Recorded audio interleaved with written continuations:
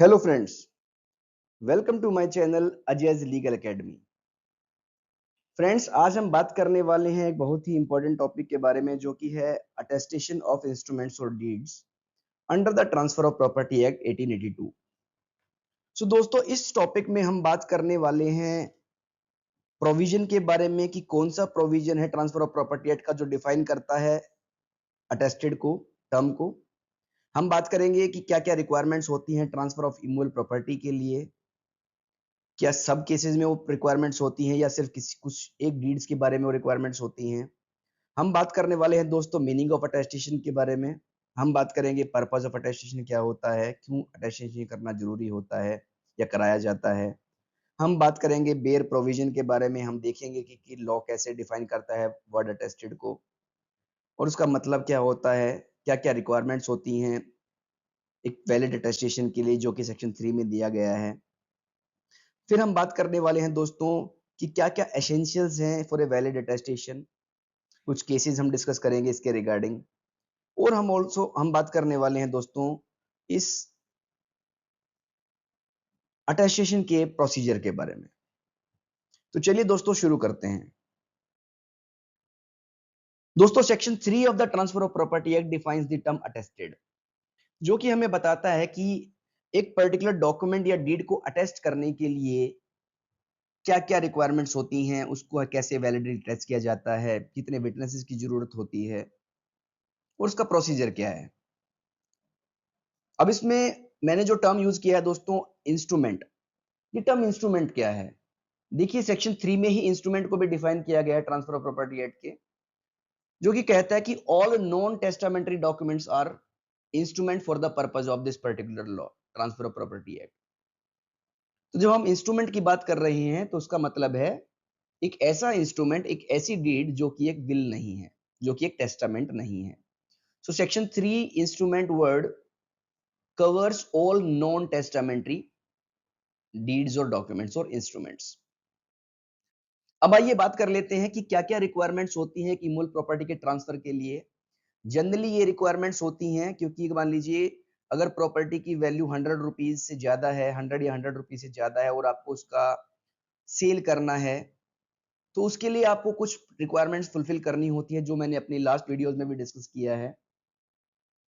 आपको एक written document चाहिए होता है, as per law there may be writing required. Attestation भी जरूरी हो सकता है। The particular transfer which is so provided under the Transfer of Property Act may require that there should be an attestation done as per the law, and there may be a requirement of registration as well कि उस document को register भी कराया जाए, जो कि किया जाता है अंडर द रजिस्ट्रेशन एक्ट 1908। तो ये कुछ रिक्वायरमेंट्स होती हैं जो ट्रांसफर ऑफ इमूवेबल प्रॉपर्टी के लिए जनरली की जाती हैं। कोई जरूरी नहीं है कि हर एक case of transfer of immovable property में ये रिक्वायरमेंट्स फुलफिल करनी पड़े, बट जहां जहां ये रिक्वायर किया गया है, मैंडेट किया गया है कि ये चीजें होनी चाहिए, रिटन डॉक्यूमेंट होना चाहिए, अटेस्टेशन होना चाहिए, रजिस्ट्रेशन होना चाहिए, वहां पर आपको ये करनी होती है। तो इसके लिए बड़ा ही इंपॉर्टेंट हो जाता है कि हमें समझना कि व्हाट इज अटेस्टेशन, उसका प्रोसीजर क्या है, कब अटेस्टेशन वैलिड माना जाएगा, कब अटेस्टेशन वैलिड नहीं माना जाएगा। तो आइए बात कर लेते हैं अटेस्टेशन टर्म के बारे में। इसका मतलब क्या होता है? देखिए दोस्तों, द टर्म अटेस्टेड मींस और attest means to sign a document और टू विटनेस अ फैक्ट। अब यहां पर जो विटनेस साइन कर रहा है, विटनेस अपना मार्क पुट कर रहा है उस डॉक्यूमेंट पर, वो किस पर्टिकुलर थिंग को, फैक्ट को अटेस्ट कर रहा है। वो जो अटेस्टिंग विटनेस है वो इस बात को अटेस्ट कर रहा है, उसका विटनेस बन रहा है कि ये जो डीड है, ये जो इंस्ट्रूमेंट है, वो इसी पर्टिकुलर एग्जीक्यूटेंट ने एग्जीक्यूट किया है। So basically he is witnessing the fact that the document or the deed or the instrument was executed by the same executant who is now standing before the registrar। So ये उसको attest कर रहा है। So ये attestation का meaning है दोस्तों। अब आइए बात करते हैं कि what is the purpose of attestation. क्यों जरूरी होता है एक डॉक्यूमेंट को अटेस्ट कराना? Why law requires attestation as a mandate for certain kind of documents. देखिए दोस्तों, the purpose of attestation is to verify the fact of execution of the deed by the executant. कि जो execution किया जा रहा है by the executant, attestation उस particular fact of execution को वेरीफाई कर रहा है। कल को हो सकता है कि इशू अराइज हो कि whether this particular document was executed by the executant और नॉट। सो दोस्तों under the relevant evidence law, जो कि हमारा अब भारतीय साक्ष्य अधिनियम है 2023, उसके under that witness can be called to the court for the purpose of proving the execution of the document. So that particular law is given under the Bharatiya Sakshya अधिनियम। तो पर्पस ये है कि वो विटनेस ये प्रूव कर रहा है, वो ये विटनेस ये वेरीफाई कर रहा है कि हाँ ये डॉक्यूमेंट इस एग्जीक्यूटेंट ने एग्जीक्यूट किया है। अब आइए एक व्यू ले लेते हैं सेक्शन 3 का। देखिए दोस्तों section 3 para 3 of transfer of property act provides for the term attested. उसको डिफाइन करता है। It says attestation or attested in relation to an instrument means and shall be deemed always to have meant attested by two or more witnesses, each of whom has seen the executant sign or affix his mark to the instrument, or had seen some other person sign the instrument in the presence and by the direction of the executant, or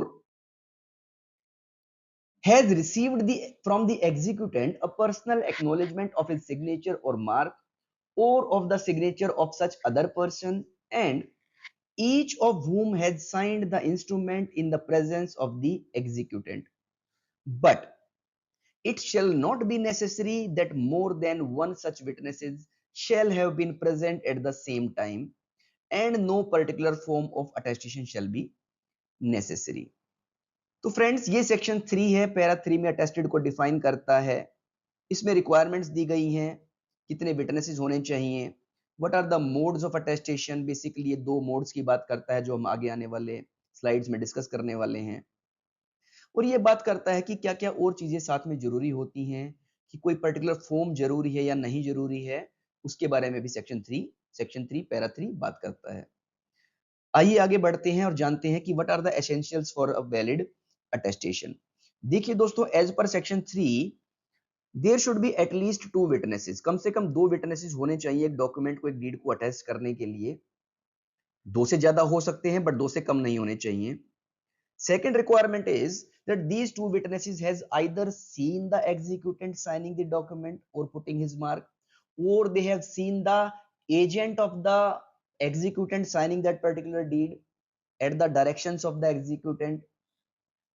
एक तो ये mode हो गया। दूसरा mode जो दिया गया है वो है कि जो विटनेसेस हैं उन्होंने एक पर्सनल एक्नॉलेजमेंट रिसीव किया है फ्रॉम द एग्जीक्यूटेंट। अब यहां पर ये बात ध्यान रखने के लिए जरूरी है कि जो पर्सनल एक्नॉलेजमेंट होता है, because personal word is used, so that particular acknowledgement must come from the executant. इसके बारे में हम आगे बात करेंगे। Further the section requires that each witness must sign in the presence of the executant। जो दोनों विटनेस हैं वो एग्जीक्यूटेंट के प्रेजेंस में उस पर्टिकुलर डीड पर अपने साइन करेंगे। पहले एग्जीक्यूटेंट साइन करेगा या उसने अपना साइन किया होगा, और उसके बाद दोनों विटनेस अपने अपने साइन वहां पर करने वाले हैं।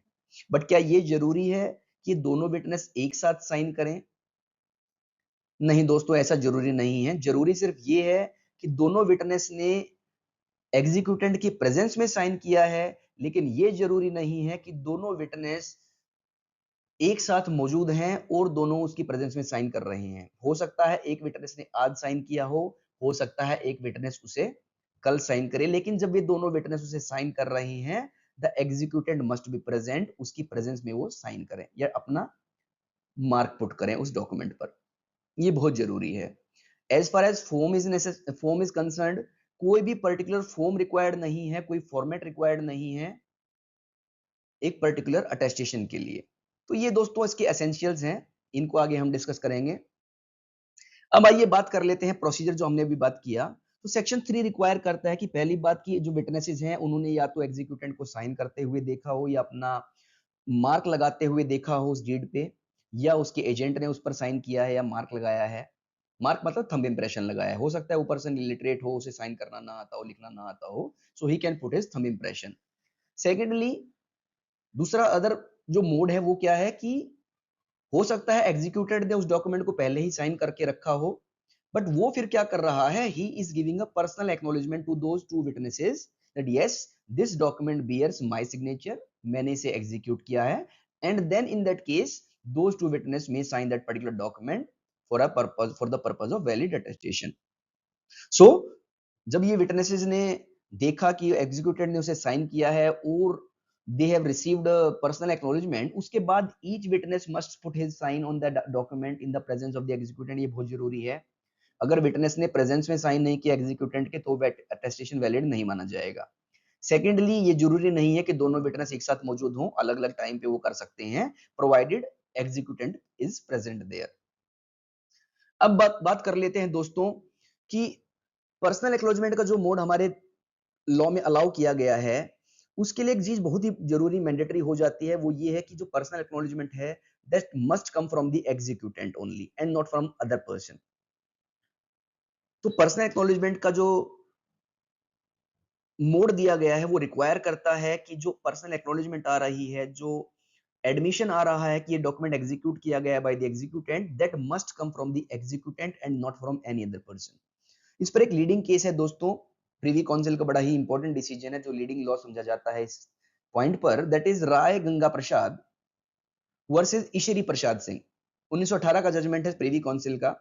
इसमें कोर्ट ने हेल्ड किया that the person acknowledgement must come from the executant and not from any other person. इस केस में दोस्तों क्या हुआ था, एक पर्दानशीन विमेन ने एक डॉक्यूमेंट को एग्जीक्यूट किया था, लेकिन जो एक्नॉलेजमेंट आया वो एग्जीक्यूटेंट पर्दानशीन विमेन से नहीं आया, that came from the son of that particular lady. तो इसमें कोर्ट ने कहा कि here in this particular case this particular attestation is not valid because the personal acknowledgement is not coming from the executant and it has come from some other person, so इसको valid नहीं माना गया। तो ये बहुत ही जरूरी है कि एक्नॉलेजमेंट एग्जीक्यूटेंट से आए ना कि किसी और पर्सन से। उसके बाद एक अदर जो इंपॉर्टेंट रिक्वायरमेंट है कि जो भी विटनेस उसे साइन कर रहा है या विटनेसेस साइन कर रहे हैं डीड को, those witnesses are signing that document with the intention to attest. इसे कहा जाता है एनिमो अटेस्टेंडी।